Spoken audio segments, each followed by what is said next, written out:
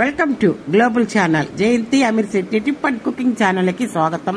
చంద్రుడికి 16 శుభ కళలున్నట్టు శ్రీరామచంద్రమూర్తికి 16 సద్గుణాలున్నాయి. ఏ మనిషి అయినా ఈ 16 సద్గుణాలు కలిగి ఉంటే ఉత్తమ పౌరుడిగా కీర్తి గడించునన్నది రామావతార సందేశం. మానవుల జీవితానికి అత్యంత సన్నిహితముగా మెలిగిన అవతారమే శ్రీరామ అవతారము. రాముడు పరిపూర్ణమైన మానవుడిగా ప్రవర్తించాడు. ఈ ప్రపంచంలో మంచి గుణాలు కలిగిన మానవుడు ఎవరు అని రామాయణ రచన ప్రారంభ సమయాన నారద మహర్షిని వాల్మీకి మహర్షి అడిగాడట. అప్పుడు 16 గుణాలు కలిగిన పరిపూర్ణమైన మానవుడు శ్రీ రామచంద్రమూర్తి తప్ప మరి ఒకరు లేరని నారదుడు వివరించాడట. మనుష్య జీవితంలో శ్రీరాముడు జీవితము మమేకమైంది. మానవుల జీవితంలో శ్రీరాముడి జీవితం మమేకమైంది.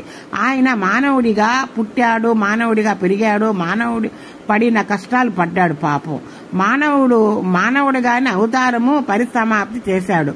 ఆయన సత్యముతో లోకాలను, ధర్మముతో సమస్తాన్ని, సృష్టిలతో గురువులను, దాన గుణాలతో దీనులను గెలిచాడు. అలాగే తన పౌరుష పరాక్రమంతో శత్రువులను గెలిచాడు. అందుకే పరిపూర్ణమైన మానవ అవతారముగా రామావతారము దర్శనమిస్తుంది. ధర్మము తప్పకుండా మనిషి అనేవాడు ఎలా జీవించాలని చూపినవాడు శ్రీరామచంద్రమూర్తి.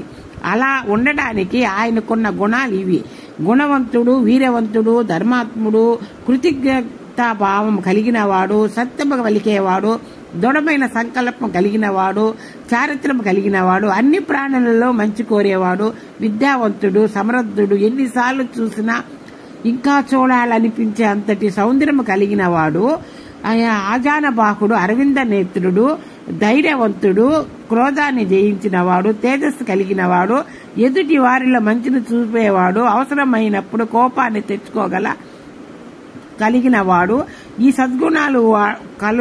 సద్గుణాలున్నవాడు కనుకనే పరిపూర్ణ మానవుడయ్యాడు. త్రేతాయుగము నుంచి నేటి దాకా రాముడి నాయకుడని, రాజ్యం అంటే రామరాజ్యమేనని అందరూ అనేది. అందుకే ఈ ధర్మమూర్తికి వాడవాడల ఆలయాలు కట్టటము, ఏటేట కళ్యాణాలు జరపటము, ధర్మస్ఫూర్తిని పొందటానికి, ధర్మానుసరణతో జీవితాన్ని ధన్యం చేసుకోవడానికే రామచంద్రుడు మామూలు ఆజానబాహుడమ్మ, అరవింద నేత్రుడమ్మ అంటాడు రామచంద్రుడిని.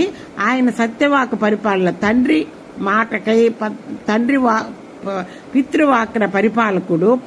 ఆయన తండ్రి ఒక్క మాట అడిగిన దానికి 14 ఏళ్ళు ఆయన వనవాసం చేశాడు. మీకు ఆయన పితృవాక పరిపాలనుడు, ఆదర్శమూర్తుడు రామచంద్రుడు. అందుకే కదండి ప్రతి దానికి రామ అని ఒక్కసారి పలికితే చాలు మనకి అంత పుణ్యం వస్తుందంట. రామనామము అంత పవిత్రమైనది.